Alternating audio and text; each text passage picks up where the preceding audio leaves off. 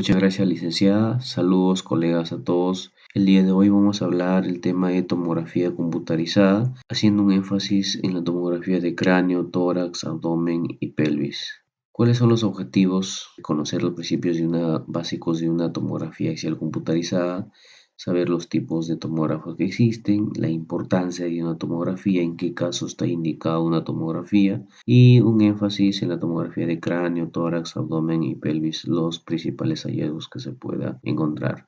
Vamos a hacer una pequeña historia de cómo es que se generó, se inventó el tomógrafo. Como se sabe, en 1885 se descubrió los rayos X, pues en ese entonces se consagró un avance muy significativo para la revolución de la medicina, ¿no?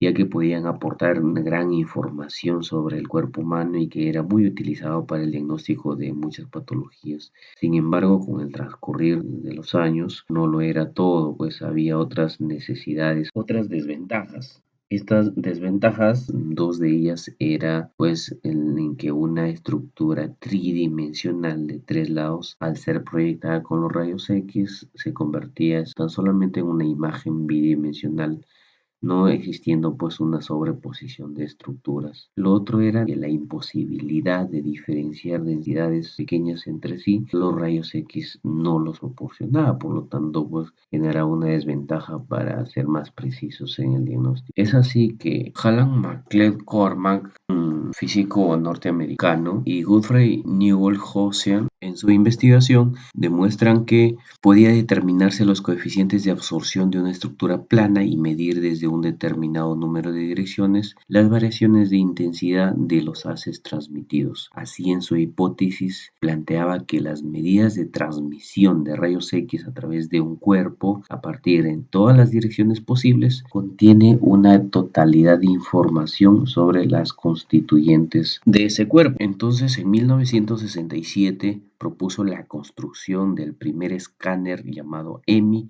que fue la base técnica para el desarrollo de una tomografía. Así, en octubre de 1971 se realiza el primer escáner craneal en el Hospital de Londres. Gracias a su estudio, conocido la importancia hasta el día de hoy, sus inventores en 1979 obtienen el Premio Nobel de Fisiología y Medicina. Se conoce que inicialmente un 90% de las exploraciones con el tomógrafo eran para tomografías craneales. Ya en 1973 se realizan los primeros estudios de escáner en Estados Unidos y en el resto de Europa.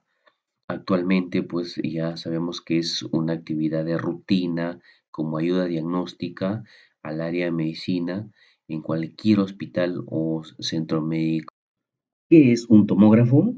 Un tomógrafo es un aparato de rayos X en el cual la placa radiográfica ha sido sustituida por detectores de tubo de rayos X y estos detectores rotan simultáneamente, recogiendo datos que son enviados hacia un ordenador que integra y reconstruye la información obtenida, la representa como una imagen morfológica en un monitor de televisión, como se ve en la imagen, ¿no? Un tubo de rayos X, al otro lado están los detectores que giran, en el medio está el cuerpo humano que va a escanear. Esto emite una señal electrónica análoga y es convertido a una señal digital, y la señal digital es quien proporciona la imagen morfológica o corporal, ¿no? Que precisa, corrobora para el diagnóstico. Los tipos de escáneres.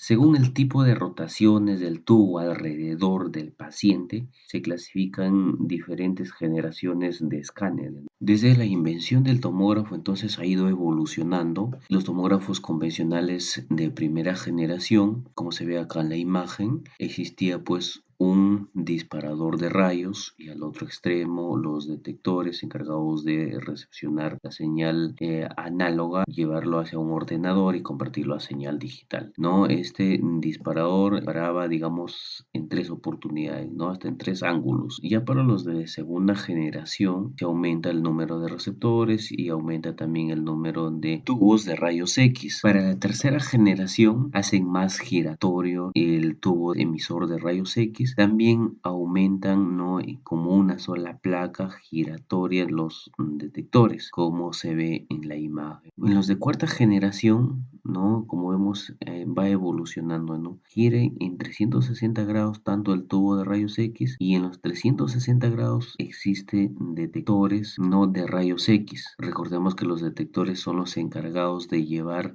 la señal electrónica o señal analógica y para que un ordenador sea convertido a una señal digital. Así, los de quinta generación ya igual lo hacen de forma continua los detectores, mejoran la calidad de detectores, igual el número de disparos de rayos X aumenta, entonces así cada vez va perfeccionando, llegando pues a una forma helicoidal que son los reconocidos de sexta generación, que viene a ser un solo tubo, no con grupo de detectores. El tubo gira mientras la camilla se desplaza. Esto permite un examen pues más rápido, mejor aprovechamiento del contraste y es posible pues hacer un examen con una sola inspiración, ¿no? Cada vez venía aumentando, mejorándose la calidad de estos equipos y precisando las imágenes. Eso es lo más importante, precisan las imágenes, ayudan más al diagnóstico. Así pues, en la séptima generación, una tomografía multicorte en el que un solo tubo, varias filas de detectores generan muchos cortes. El tubo gira mientras la camilla se desplaza. El examen es mucho más rápido, hay más rayos X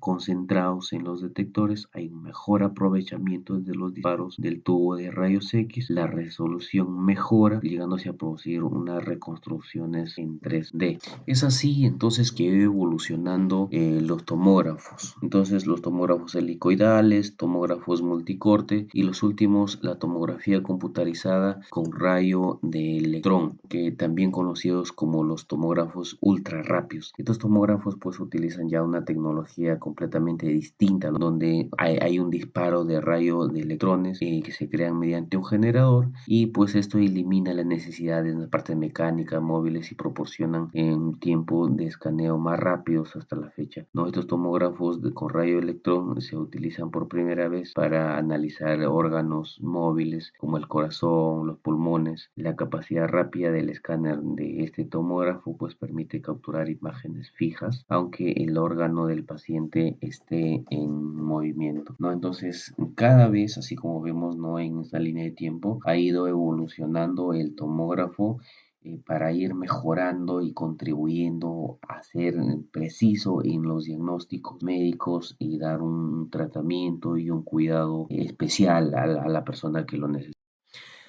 Tomografía computerizada. La tomografía axial computarizada es un procedimiento con imágenes que usa un equipo especial de rayos X para crear imágenes detalladas o exploraciones de regiones internas del cuerpo. Cada imagen que crea muestra los órganos, los huesos, los tejidos, las imágenes por rebanadas, helicoidal, ¿no? Que son mucho más rápidas, reconstruyendo estas imágenes en 3 dimensiones, mejorando así la calidad de la imagen en las regiones internas del cuerpo, pues detectando así estas anomalías pequeñas, ¿no? Ya habíamos visto la evolución del tomógrafo, cada vez pueden detectar anomalías diminutas que pueden existir en el organismo, ¿no? Tales como las células cancerígenas. Indicaciones de una tomografía computarizada. Es muy bueno conocer los planes anatómicos del organismo para ver desde qué ángulo salen las imágenes, ¿no? Así tenemos acá en la imagen el plano frontal, el plano sagital y el plano transversal. Acá en la otra imagen igual tenemos el plano frontal, el plano sagital y un plano transversal. Esta es la imagen que proporciona una tomografía. ¿Y para qué están indicados una tomografía? Para aclarar dudas que un rayos X convencional no puede proporcionar, ¿no? Y en una ecografía convencional no da la información para definir un diagnóstico. ¿En qué otros casos, no? En el caso de anomalías del sistema nervioso central, cuello, tórax, abdomen, músculo esquelético y hasta en estudios vasculares. También está en casos de estadificación de tumores, control evolutivo de tumores, aclarar dudas diagnósticas que con radiografías no se pueden precisar. Hay fracturas complejas, pacientes politraumatizados. También puede ser indicado en casos de una guía para punción e intervencionismo. Como parte de la tomografía y para mejorar la ayuda diagnóstica que puede proporcionar esto, se utiliza los medios de contraste. ¿Qué vienen a ser los medios de contraste? Vienen a ser agentes químicos ingresados por vía intravenosa, entérica o cavitaria, que al momento de obtener las imágenes en la tomografía computarizada generan un cambio de aspecto en los tejidos, las lesiones o cavidades, y así facilitan y precisan el diagnóstico. Los más usados son los iodados, no iónicos, hipo e isoosmolares. ¿Qué efectos adversos pueden producirse con estas soluciones de contraste que es muy conocido nosotros, ¿no? Pues nos dan la orden de tramitar una tomografía en el servicio de emergencias. Nosotros inmediatamente nos preguntamos si es con contraste o sin contraste, ¿no? Ahora, si es con contraste, pues tenemos que estar viendo qué tipos de efectos adversos puede presentar. Así entonces, las reacciones adversas que puede presentarse con el uso de contraste pueden ser muchas, pero las principales, algunos autores señalan que son las reacciones alérgicas que ocurren en el 0,6% de los pacientes a quienes se les aplica contraste endovenoso. De estas, pues son leves el 77% de los casos, moderadas un 21% y severas un 2%.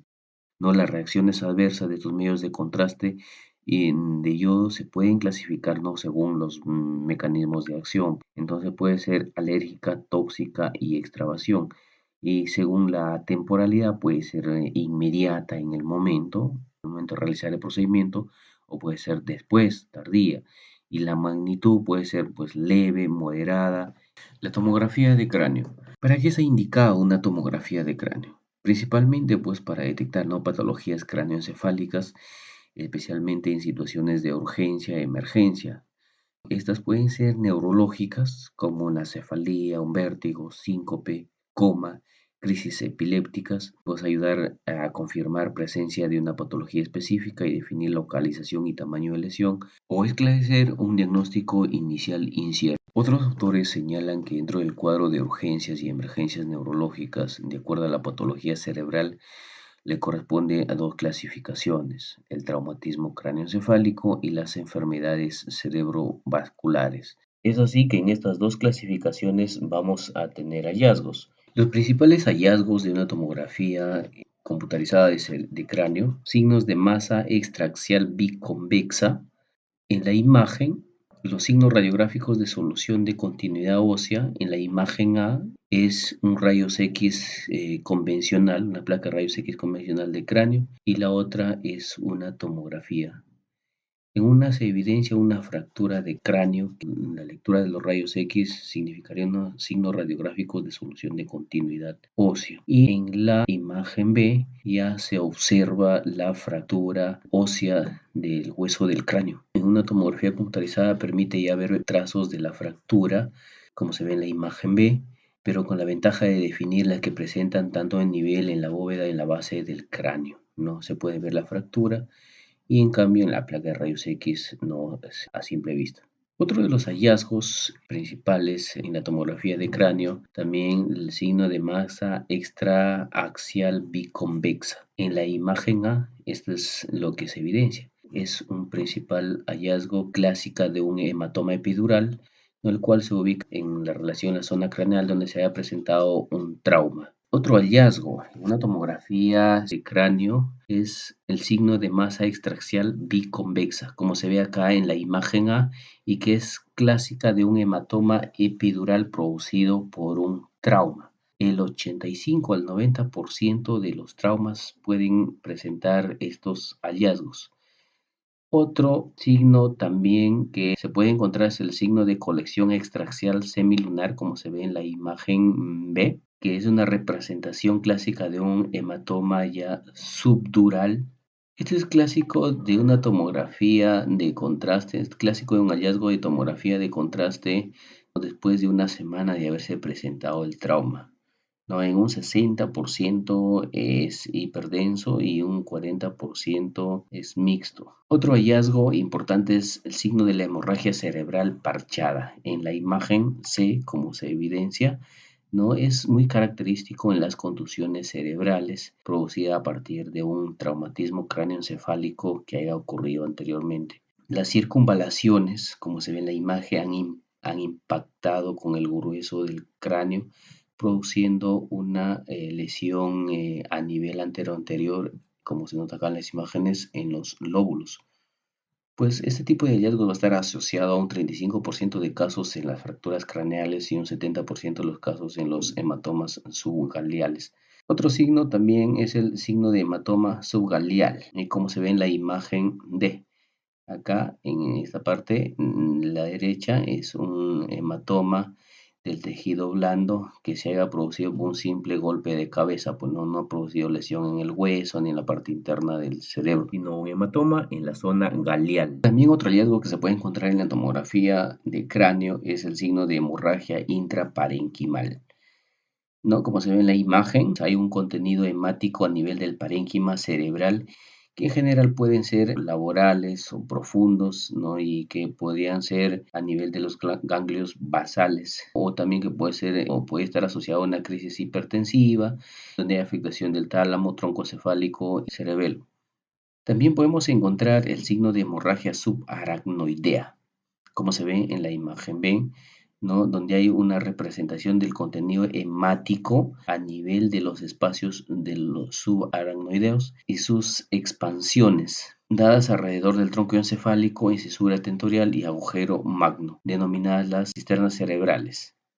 No, las causas potenciales, pues, son los traumatismos, aneurismas reventadas, unas malformaciones vasculares, una angioplatía amiloide. Obviamente, ¿no? Si es traumática, va a estar adyacente a las contusiones y va a haber mayor contenido hemático según conforme pase el tiempo. También se puede encontrar el signo de hipodensidad del núcleo lenticular. Como se ve en la imagen A, en esta zona hay un oscurecimiento en su interior, ¿no? Que es producido por un edema citotóxico y que es característico de una isquemia y que generalmente puede encontrarse a pocas horas de haberse producido la isquemia. Otro hallazgo importante es el signo de arteria cerebral media hiperdensa. Como se ve acá en la imagen B, la flechita en blanco lo que está indicando es la arteria cerebral media que está muy notoria, que es un signo precoz de una enfermedad cerebrovascular, sea de isquemia o hemorragia, ¿no? Y que es muy visible en una tomografía sin contraste. Otro hallazgo también importante es el signo de la cinta cortical o insular. Es característico de un evento cerebrovascular isquémico, ¿no? Cuya capacidad es menor para suplir la circulación mediante los vasos colaterales. Y otro hallazgo importante, ¿no? Que puede notarse en la tomografía es el signo de restricción de difusión o de isquemia precoz, que es pues nada más que una representación clásica del edema citotóxico intracelular que se da principalmente en una isquemia cerebral. En este hallazgo es muy complejo de diferenciar, no un diagnóstico, por lo que los médicos, para tomar una decisión, al sospechar de este signo, es necesario corroborar, según la literatura, lo que dice necesario corroborar mediante una resonancia magnética. Ahora pasamos a la tomografía de tórax.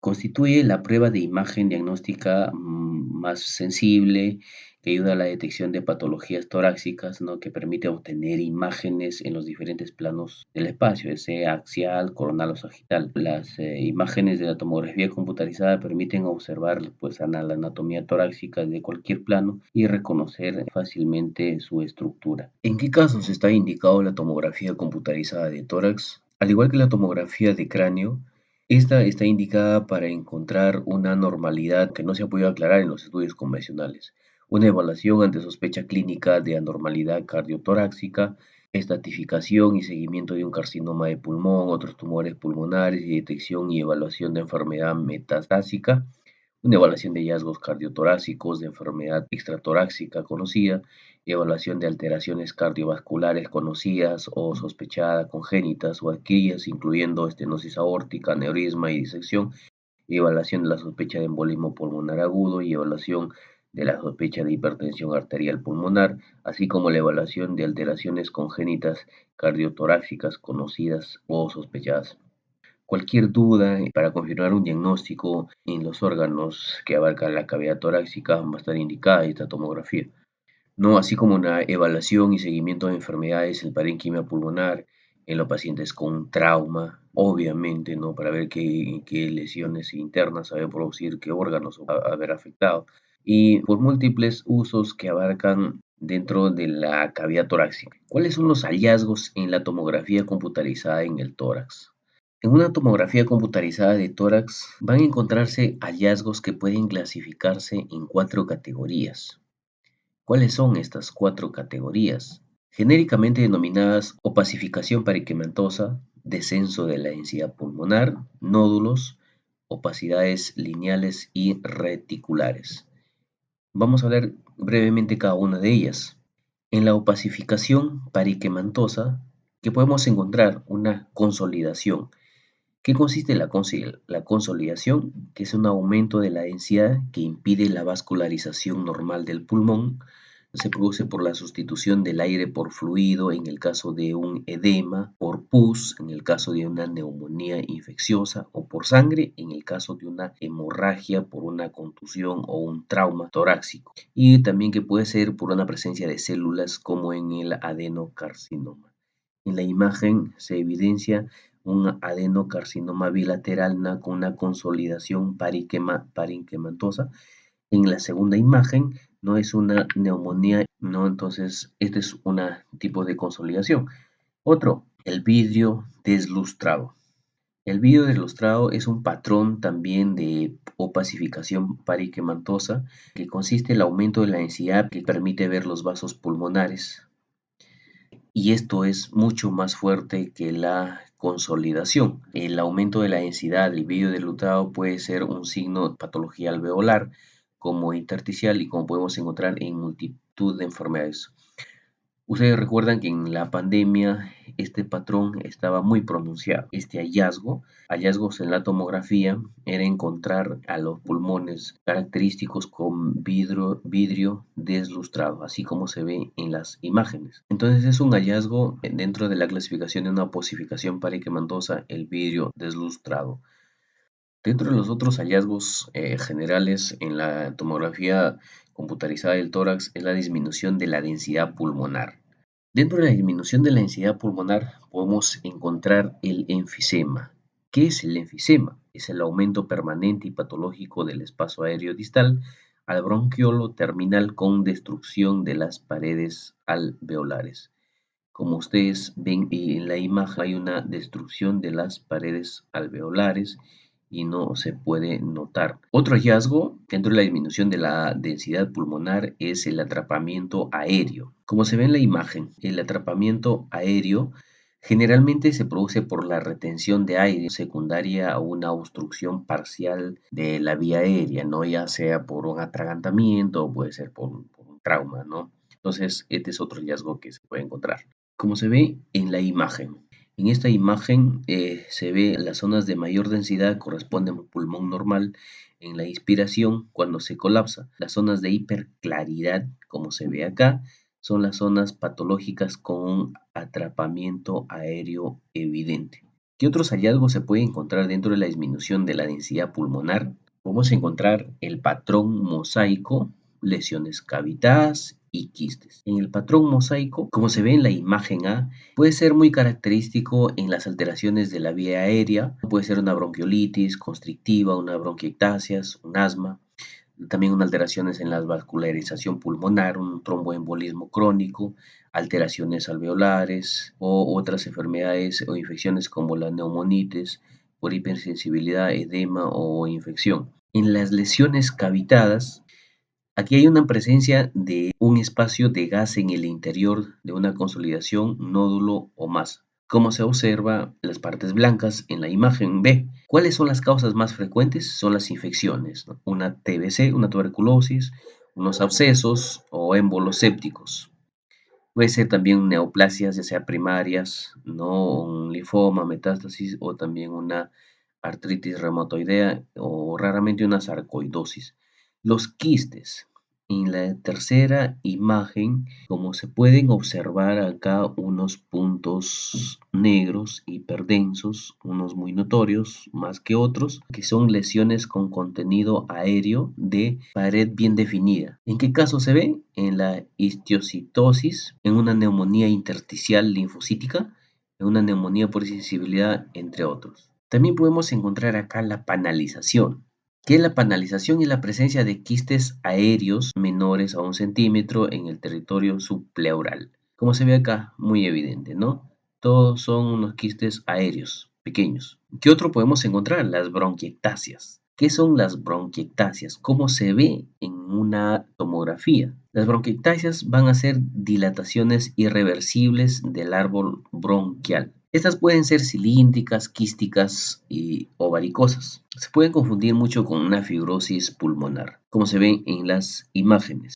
En el caso de la figura A, es una bronquiectasia cilíndricas, ¿no? En forma de cilindros. En la B, quísticas en forma de quistes más ovalados. Y en la C, varicosas en forma de varices, como se ve acá en la imagen en el círculo. La tercera categoría de hallazgos que se puede encontrar en una tomografía de tórax, denominada nodular. Un nódulo es una opacidad redondeada menor de 3 centímetros. ¿No? Este puede ser nódulo pulmonar solitario, puede ser múltiples nódulos o con un patrón micronodular. Seguramente va a tener algún parecido que ya el médico, el especialista va a discernir, ¿no? Con los quistes que anteriormente lo habíamos visto. La última categoría de hallazgos en la tomografía de tórax es reticular. ¿A qué se denomina? Que representa el engrosamiento del intersticio por la presencia de líquido, células o tejido fibrótico, como se ve en las imágenes. Esto es típicamente, ¿no? El patrón reticular es que puedas verse en las neumonías intersticiales idiopáticas, en las linfangitis, en una carcinomatosa, en un edema intersticial, una avestosis u otras. Como se ve en la imagen, esto es producto de una insuficiencia cardíaca. Lo que existe es un engrosamiento de los septos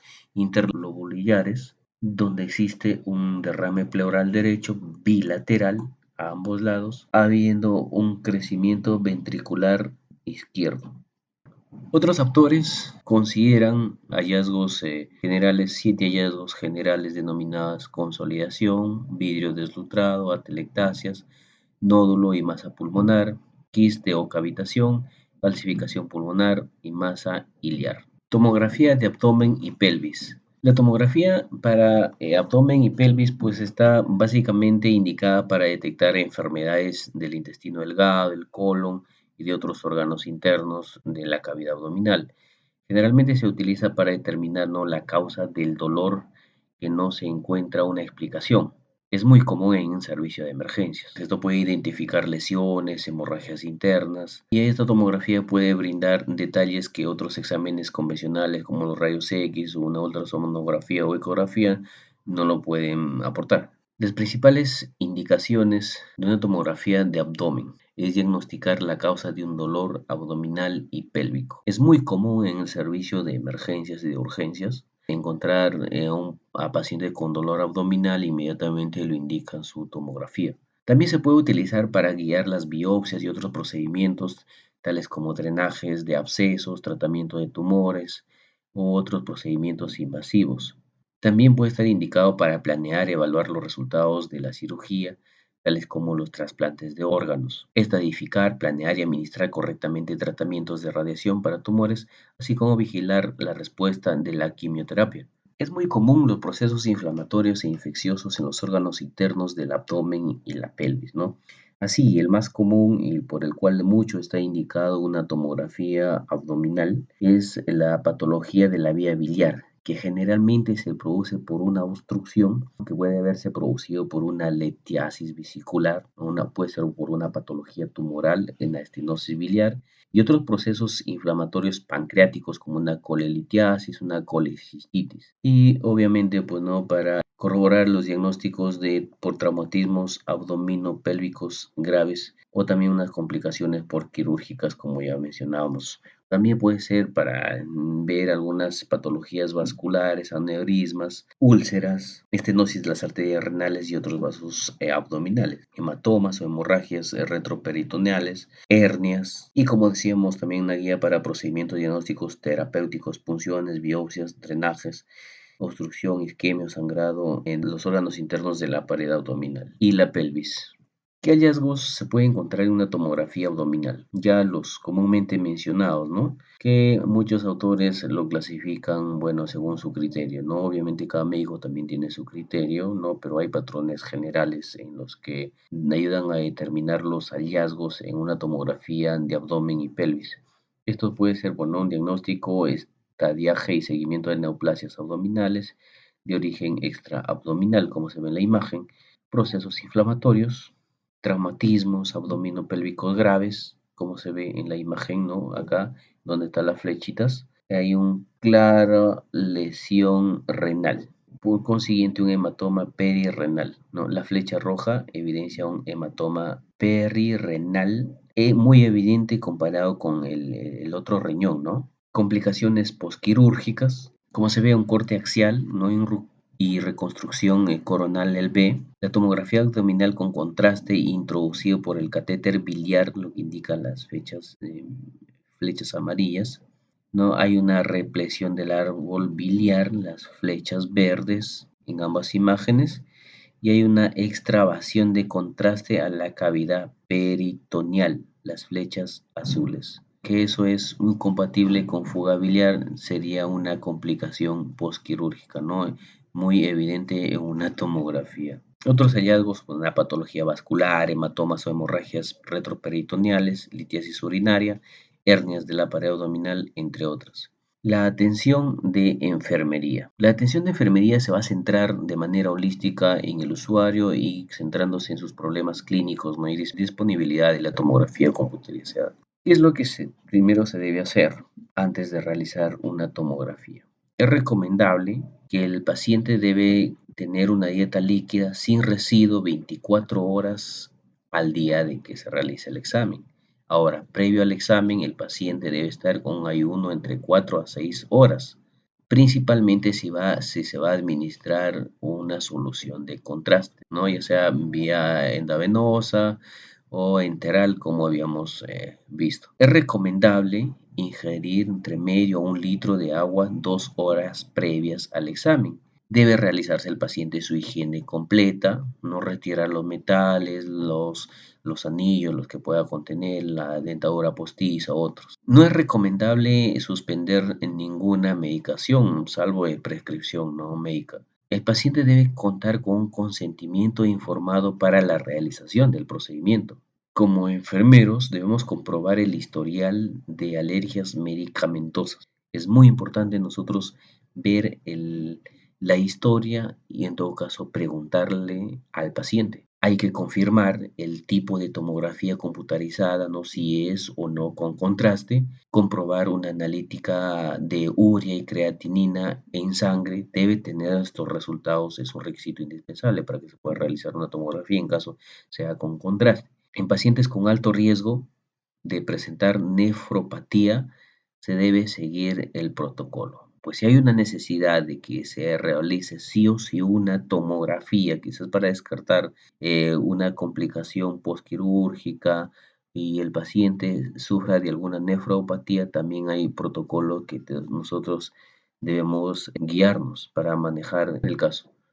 Nosotros debemos conocer el peso, la talla del paciente para la dosificación correspondiente de la solución de contraste. Debemos canalizar la vía bajo criterios técnicos o la guía técnica de salud.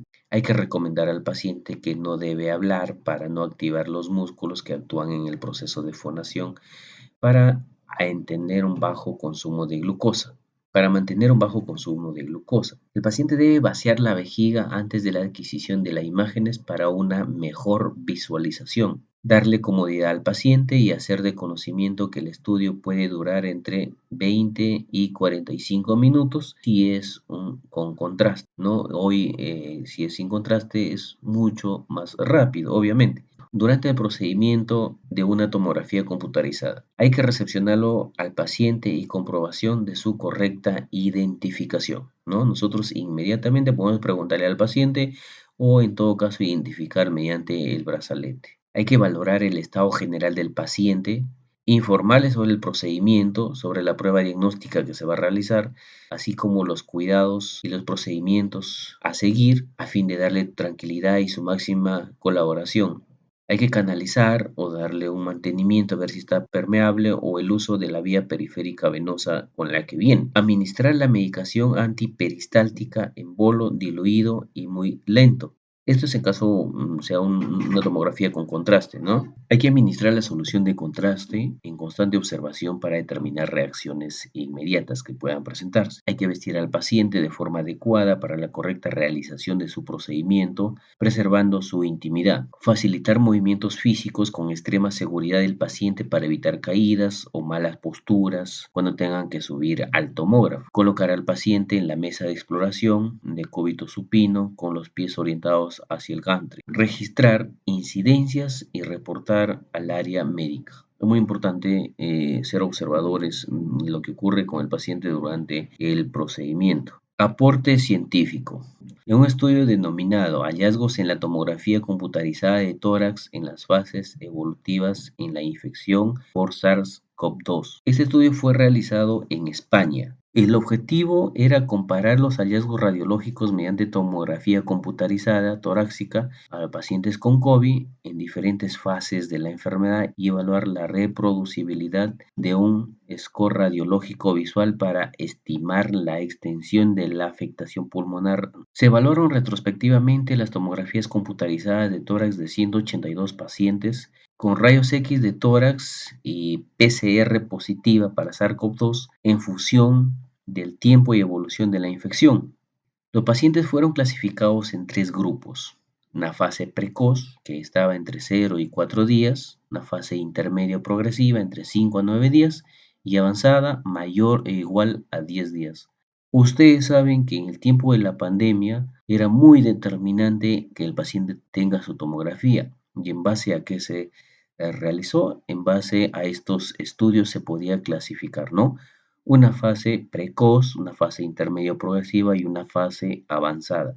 Como ya habíamos mencionado, ¿no? Uno de los patrones más encontrados en una tomografía, en el caso de los pacientes con SARS-CoV-2, era el patrón de vidrio deslustrado, el cual se encontró de estos pacientes, de estos 182 pacientes evaluados, un 60,4% fue la más periférica, fue la distribución más frecuente y más prevalente. Así llegaron a concluir que los hallazgos tomográficos en el COVID-19 varían con el curso de la infección. El score radiológico sugerido en una herramienta sencilla, reproducible y fiable para evaluar la afectación pulmonar en neumonía COVID, pues el estudio se puede decir de forma global que la afectación de vidrio deslustrado fue el patrón radiológico predominante, la periferia de los pulmones, la zona más frecuente afectada y la apariencia típica, la más detectada. No obstante, en un considerable número de casos, 30,8%, la representación radiológica de la infección fue considerada como indeterminada o atípica, especialmente en las fases precoces de la enfermedad. Así entonces, recalcando que en tiempos de pandemia, la tomografía computarizada de tórax se alzó como una herramienta útil y complementaria que contribuye no solo al diagnóstico temprano de la neumonía del COVID, sino que proporciona además un valor pronóstico añadido a los parámetros clínicos y analíticos. Ustedes recordarán que los pacientes que ingresaban con un porcentaje comprometido de este patrón común como vidrio deslustrado tenía pues incluso hasta pocas horas de vida al paciente que está comprometido con 80, un 90%, 95% de los pulmones comprometidos. Entonces la tomografía pues como se recalca constituye una herramienta que ayudó a diagnosticar las fases de la o el tiempo de la enfermedad. Y eso es todo. Muchas gracias.